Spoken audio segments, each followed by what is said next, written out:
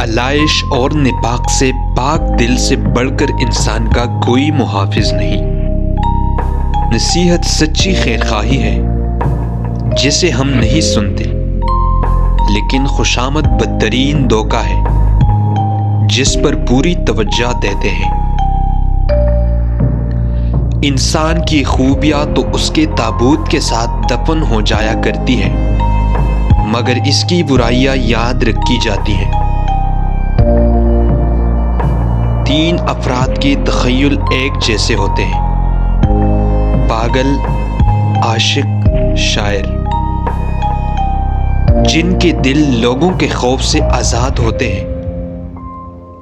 شہرت اور نیکنامی انہیں کے حصے میں آتی ہے۔ نافرمان بیٹے کا وجود سانپ کے زہر سے زیادہ مہلک ہوتا ہے۔ خوشامد کرنے والا اور اسے سن کر خوش ہونے والا دونوں کمینے ہیں۔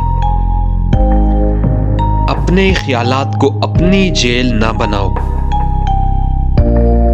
محبت آندھی ہوتی ہے، اس لیے محبت کرنے والے ان مہین غلطیوں کو نہیں دیکھ سکتے جو ہر آن ان سے سرزد ہوتی رہتی ہے۔ محبت بالآخر ہر شے کو فتح کر لیتی ہے۔ آؤ ہم بھی اس کے آگے ہار مان لیں۔ محبت کتنی طاقتور ہے جو کسی بھی لمحے ایک وحشی کو انسان اور ایک انسان کو حیوان بنا دیتی ہے۔ عورت کا حسن اسے مغرور بنا دیتا ہے، اس کی نیکی اس کے لیے مدح پیدا کرتی ہے، لیکن وفا اسے دیوتائی صورت میں نمایاں کرتی ہے۔ دیو کی طرح طاقتور ہونا اچھی بات ہے، مگر دیو کی طرح طاقت استعمال کرنا ظلم ہے۔ جدائی میں محبت کے شعلے زیادہ بھڑک اٹھتے ہیں۔